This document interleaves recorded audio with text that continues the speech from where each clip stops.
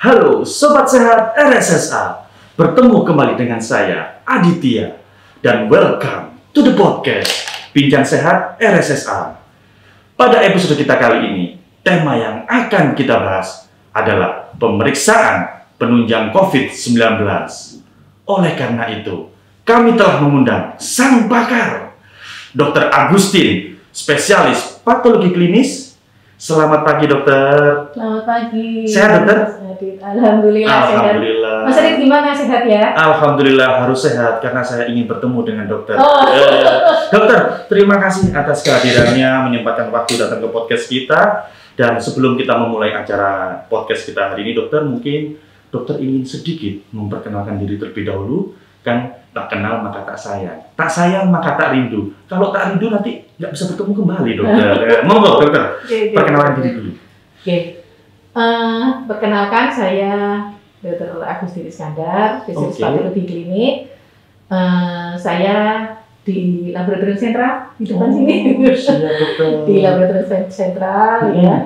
Terus saya konsultan di bidang infeksi untuk patologi klinik. Oke. Semoga nanti bincang kita bisa sedikit membantu. Betul. Menguak gitu ya, mengedukasi, mengedukasi masyarakat juga, dokter. Berarti ini ahlinya ahli, pakarnya pakar ini, dokter Agustin. Pakarnya jangan apa-apa sukar loh ya. Pakar itu justru yang memudahkan untuk kita mengetahui, dokter. Baik, dokter, perihal pemeriksaan penunjang COVID itu saya ingin menginformasikan kepada masyarakat. Sebenarnya apa saja, dokter, pemeriksaan yang bisa kita lakukan untuk mengetahui COVID atau tidak, dokter? Ya. Sekarang kita kembali ke pertanyaannya Mas Adi dulu ya. Saya panggilnya Mas atau Pak ini? Oh, Mas saja, Bu. Mas, saya masih muda. Oh, gitu ya? Iya. Oh, iya. Masih 17 tahun, dokter. Masih baby face. Masih baby face. Meskipun kelakuan juga kayak baby. Baik, dokter. Ya. Jadi kalau kita kembali ke pertanyaannya Mas Adi tadi, pemeriksaan penunjang apa yang digunakan untuk menentukan COVID atau tidak? Betul. Artinya adalah untuk diagnosis. Ya, sementara di dalam laboratorium, kalau di sisi laboratorium, pemeriksaan laboratorium itu tidak hanya untuk diagnosis. Jadi kita ada untuk screening yang pertama. Screening berarti otomatis untuk mencari, menyaring dari yang curiga-curiga itu dari masyarakat umum, siapa yang masuk curiga, siapa yang masuk terdiagnosis, itu screening ya. Kemudian yang kedua tadi yang disampaikan Mas Adi tadi, menentukan diagnosis COVID atau bukan, gitu ya. Kemudian yang berikutnya juga bisa untuk monitoring. Monitoring itu kalau sudah COVID, kira-kira nanti bagaimana ke depannya? Membaikkah atau memburukkah atau bagaimana? Gitu. Jadi pemeriksaan laboratorium itu banyak, Mas Adit. Jadi kalau misalnya dalam konteks COVID ini yang ingin diketahui adalah untuk menentukan COVID atau bukan, maka nanti itu ada akan berbeda kalau misalnya itu untuk screening, untuk monitoring. Oh, berbeda, dokter? Iya, betul. Oke. Karena untuk menentukan diagnosis kita harus kembali ke pedoman yang sudah ada, baik itu dari WHO maupun dari Kementerian Kesehatan. Oke, baik, dokter. Lalu saya juga penasaran, dokter, jenis pemeriksaan itu apa saja yang menunjang untuk diagnosa COVID itu, dokter? Jadi kalau pertanyaan itu adalah untuk menunjang diagnosis, maka kalau untuk menentukan diagnosisnya ya sesuai dengan kriteria dari WHO atau dari Kemenkes, yang pertama tentunya adalah swab PCR. Swab PCR? Ya. Dulu di awal-awal 1 tahun yang lalu kita menentukan apakah itu OTG, kemudian ada ODP, ada PDP. Kita memisahkannya dengan konfirmasi itu dengan swab PCR. Swab PCR. Ya. Terus kemudian setelah itu kan ada setelah itu ya ada rapid test antibody itu di mana-mana ya. ECLI ya? Bukan, sebelumnya itu yang rapid test. Yang rapid test. Jadi rapid test cepat itu untuk deteksi antibody. Itu masih awal-awal sekitar bulan April atau itu yang diimpor dari Cina itu yang sempat membuat heboh itu. Betul. Kemudian dengan berkembangnya waktu, kemudian ada swab antigen. Ya, sebelumnya itu ada yang pemeriksaan antibodi, sama-sama antibodi, tetapi metodenya lebih bagus, jadi lebih sensitif. Jadi kalau misalnya rapid test cuma bisa lihat positif atau negatif, gitu ya. Tapi kalau dengan yang pemeriksaan yang ECLIA seperti yang di RSSA dengan metode ECLIA, itu kita bisa melihat COI-nya. COI itu cut off index. Ya, jadi kita paling tidak itu kita bisa menentukan perkiraan kadar antibodinya. Sama-sama mendeteksi antibodi, tetapi kalau rapid test kita cuma tahu ya dan tidak. Kalau dengan ECLIA kita bisa tahu perkiraan kadarnya. Jadi itu semi kuantitatif. Nah, kemudian juga ada yang antibodi yang kuantitatif. Itu yang sekarang sedang ini tuh yang orang habis vaksin itu. Betul. Yang kuantitatif. Jadi target proteinnya juga beda, kemudian antibodinya yang diperiksa juga tentunya beda ya, karena target proteinnya beda. Dan di situ memang khusus untuk pemeriksaan untuk mengetahui antibodi yang dihasilkan oleh penyintas, ya untuk kepentingan donor plasma. Ya, dan juga untuk mengetahui kadar antibodi pada orang yang pasca divaksin. Dokter. Dokter, terkait jenis-jenis tes, apakah ada kemungkinan ketika misalkan saya melakukan rapid test karena ingin berpergian, hasilnya negatif. Namun ketika saya mencoba PCR, loh kok positif? Apakah itu mungkin terjadi, dokter? Sangat mungkin. Sangat mungkin. Ya. Jadi begini, Mas Adit. Rapid test itu kita seperti namanya itu kan tes cepat. Tes cepat. Tes cepat. Artinya setelah diambil sampelnya, entah itu darah atau itu swab, ya. Dalam waktu kurang dari 20 menit ya, biasanya rata-rata 15 menit, itu kita udah bisa lihat hasilnya. Karena kan bentuknya ada kaset gitu, nanti diteteskan gitu, ada buffer tertentu, terus kemudian akan muncul garis-garisnya itu. Ya. Nah, sehingga kita harus tahu dulu rapid test itu antibodi atau antigen. Ya. Kalau misalnya rapid testnya itu antibodi, ya, rapid testnya antibodi. Positif, tapi saya di PCR negatif. Banyak kayak gitu ya. Kenapa? Karena antibodi namanya. Yang dideteksi itu adalah antibodi. Nah, kita tahu bahwa antibodi itu adalah kekebalan, menunjukkan kekebalan. Ya, respon imun tubuh kita terhadap adanya suatu agent. Ya. Otomatis kalau misalnya agennya sudah masuk sampai antibodinya itu keluar kan ada waktu, ya ada waktu. Bahkan mulai dari agennya masuk sampai timbul gejala itu ada waktu. Jadi dari masuk kemudian timbul gejala, timbul antibodi, otomatis ada waktu. Nah seperti yang kasus tadi Mas Adit sampaikan, antibodinya positif, rapid testnya positif. Rapid testnya negatif ya? Rapid testnya itu negatif, tapi PCR-nya positif. Nah, dia ada di rentang ini. Gitu. Jadi, belum muncul antibodinya, tapi agennya sudah masuk. Jadi, makanya kalau dulu di awal-awal itu kan sempat heboh, wah, soalnya di COVID kan. Iya, gitu. Betul. Ya, padahal saya negatif loh dok. Betul. Gitu. Jadi harus hati-hati sekali karena memang rapid test antibody tidak digunakan untuk menentukan diagnosis. Jadi dia hanya digunakan untuk menunjang, membantu menunjang, mensupport. Ya, mensupport, membantu menunjang diagnosis.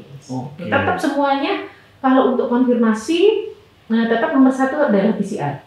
Ya, kalau akhir-akhir ini kan Kemenkes sudah mengeluarkan KMK nomor berapa saya lupa ya, itu boleh menggunakan swab antigen. Swab antigen. Oke. Betul. Baik dokter, perbedaan antara PCR dengan swab antigen itu apa dokter? Ya, gini. Jadi virus COVID itu kalau kita ingat bentuknya matahari gitu ya.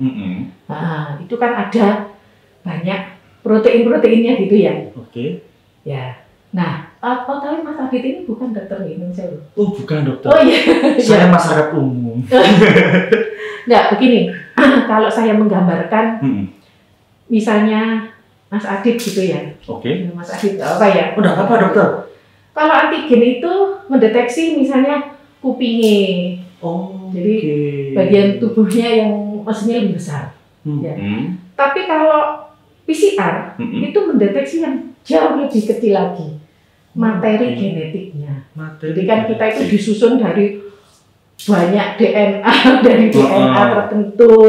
Nah itu yang diukur adalah materi genetiknya lebih kecil lagi. Oke dokter. Artinya adalah kalau antigen otomatis kan lebih besar ya barangnya ya. Jadi otomatis kalaupun misalnya negatif itu juga ya belum tentu negatif. Karena kan kalau PCR itu bisa mendeteksi barang yang kecil, pasti dia kan bisa mendeteksi barang yang besar. Besar, betul. Ya, tetapi kalau misalnya barangnya itu tadi nggak ditemukan, kan belum tentu kalau materi genetiknya nggak ada di situ. Oke. Gitu. Baik dokter.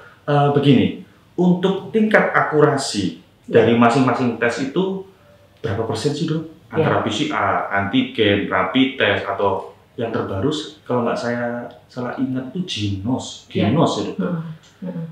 Begini, mungkin saya menggarisbawahi dulu terkait dengan genos ya. Betul. Oke. Memang kami di RSSA termasuk yang ini ya, termasuk yang dipercaya untuk menjadi tim peneliti juga dari PIC-nya dari UGM ya kalau nggak salah ya. Tetapi sampai saat ini genus itu hanya direkomendasikan untuk screening. Screening? Ya, bukan untuk menentukan diagnosis. Oke.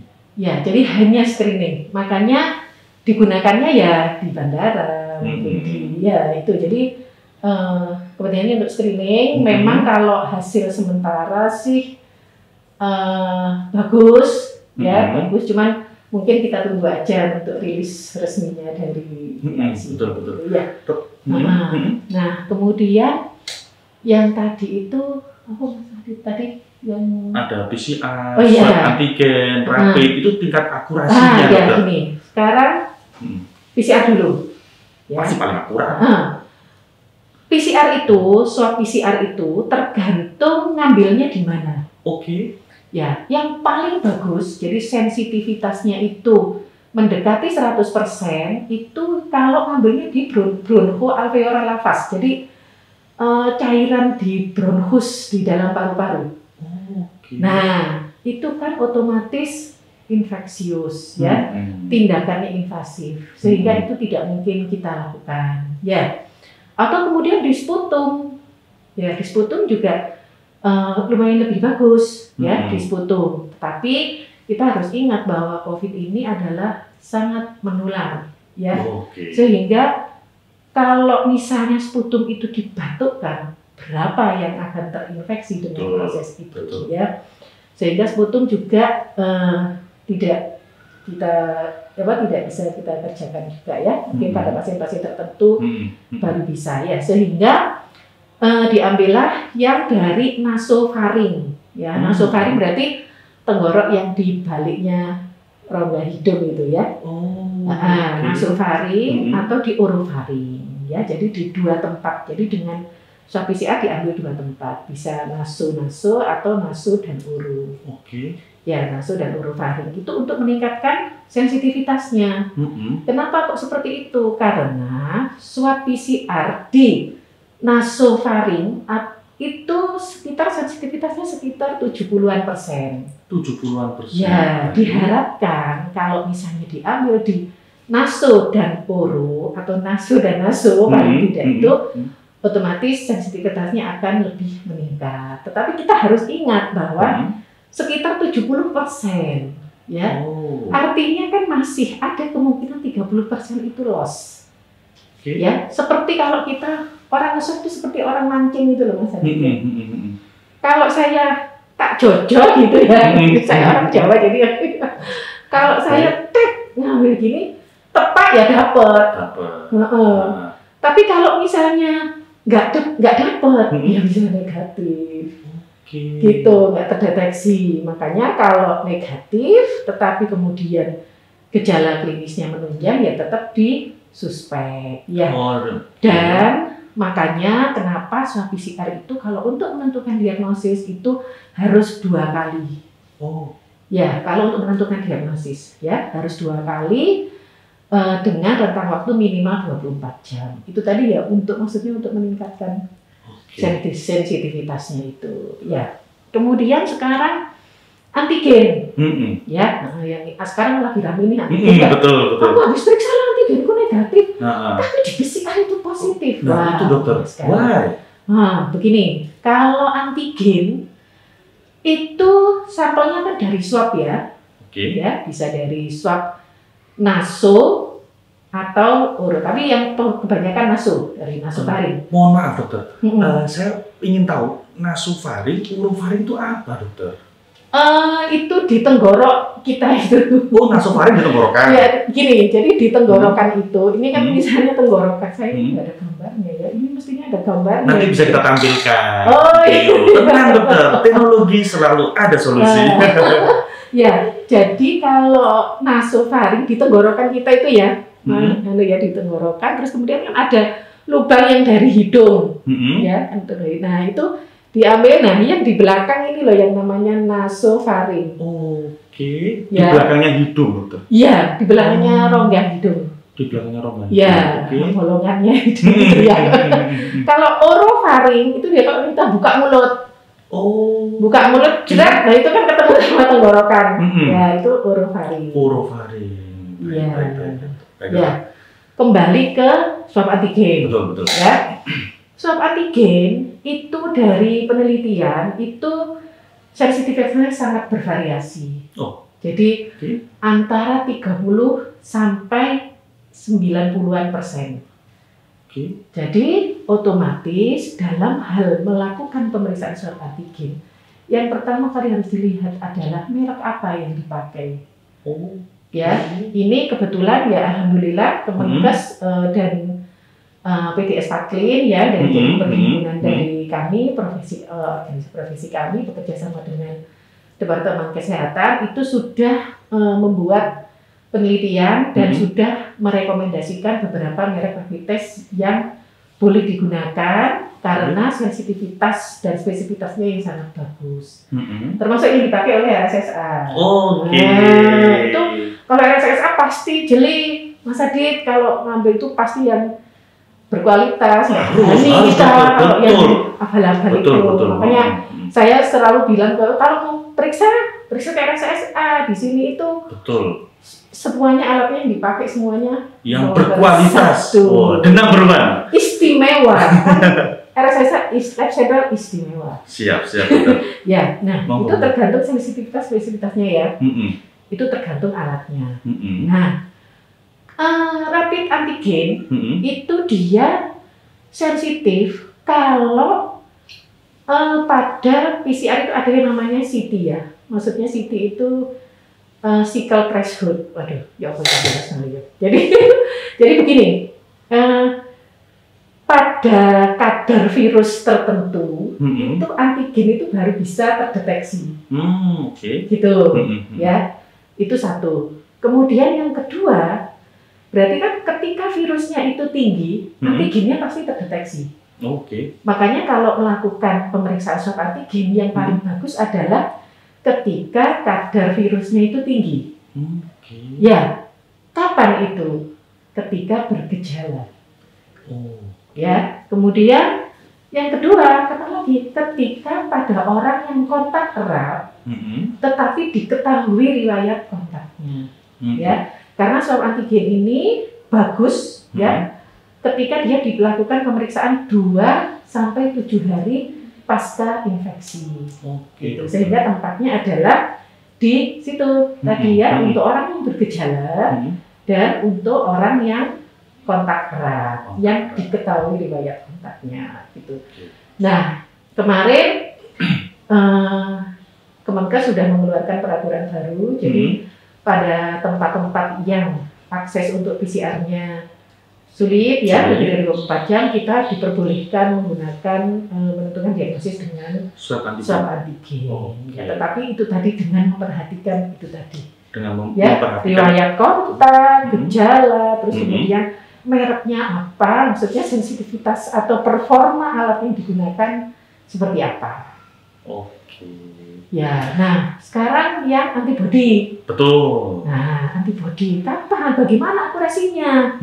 Gitu ya. Antibody ini sangat bervariatif, tergantung waktu pengerjaannya. Kalau misalnya Mas Adit datang di hari ke-7 pasca infeksi, ya pasca terpapar ya, ya antibody-nya belum keluar. Ya akurasinya ya cuman ya sekitar 30-40%. Rendah. Ya, betul. Tapi kalau misalnya Mas Adit itu datangnya periksanya hari ke-14 atau mungkin hari ke-21 pasca infeksi, ya nanti banyak munculnya akan meningkat, mungkin di sekitar 70-80%. Gitu. Jadi dan kelemahannya pemeriksaan antibody itu adalah antibody kita itu bermacam-macam. Ada yang sifatnya itu akut, jadi IgM. IgM itu bertahan sekitar 3-4 bulan, ya. Kemudian IgG, nah IgG ini long life, maksudnya dia bisa 6 bulan sampai sekitar 1 tahun katanya, karena kan COVID ini baru ya. Iya, jadi betul. Kita masih belum tahu. Jadi kelemahannya kalau rapid test antibody atau pemeriksaan antibody yang ya. Itu kalau kita pernah terpapar, terbentuk antibody, dia akan menetap terus. Tuh, padahal kita sudah nggak bergejala. Untuk itulah kalau melakukan pemeriksaan rapid test antibody ataupun pemeriksaan antibody yang lain harus hati-hati. Karena kita harus melihat kalau positif terus jangan-jangan terus di COVID-kan. Itu yang membuat orang mikirnya saya di COVID-kan. Karena rapid test antibody-nya positif atau eklianya reaktif terus, padahal kan itu bisa saja bukti dari infeksi masa lalu. Ya, makanya harus dilihat yang lain-lainnya, harus dilakukan swab PCR. Baik dokter, di akhir segmen, apakah dokter ingin menyampaikan pesan-pesan kepada masyarakat dalam menghadapi pandemi ini, dokter? Monggo, dipersilakan dokter. Ya, kalau saya pribadi untuk pesannya, kita semua pasti capek ya Mas Adit ya. Iya betul dokter. Pengen jalan-jalan. Iya, pengen traveling dokter. Iya, saya sudah sama mungkin di semua di Indonesia. Betul. Merasakan hal yang sama. Tetapi intinya kita belum keluar dari pandemi ini. Jadi walaupun sekarang prevalensinya sudah menurun ya, insidennya sudah menurun alhamdulillah, tetapi dan kita juga sudah divaksin ya, insya Allah yang sudah divaksin, tetapi perjuangan ini belum selesai ya, kita belum ada tanda-tanda bahwa kita akan segera melalui pandemi ini, sehingga tetaplah lakukan pencegahan. Itu yang penting ya, walaupun sudah divaksin tetap bisa kena ya, jadi tetap bisa kena, makanya tetap harus 5M itu tadi. Ya, jadi pencegahannya tetap harus memakai masker, nggak boleh kendor ya, pakai masker, menjaga jarak, menghindari kerumunan, mencuci tangan ya, dan yang lain-lainnya. Itu mungkin pesan dari saya, dan karena saya dari penunjang, maka juga harus jeli meminta atau kalau melakukan pemeriksaan laboratorium terkait dengan COVID-19 ini. Ya. Terus kemudian COVID-19 ini nggak bisa dihadapi dengan kepala yang panas gitu ya. Jadi kalau misalnya lihat hasilnya, loh positif gitu ya misalnya, terus langsung panas. Tetapi semuanya harus dengan kepala dingin. Serahkan kepada dokter ya. Jadi nanti dokter yang akan menjelaskan semuanya. Baik, Dokter Agustin, terima kasih dokter atas waktunya, kehadirannya, dan informasinya yang sangat berharga. Baik, dan bagi Sobat Sehat RSSA semua, sekian untuk episode kita hari ini, dan nantikan episode berikutnya yang tak kalah menarik. Akhir kata, Salam sehat untuk kita semua. RSSA Jaya. Jaya.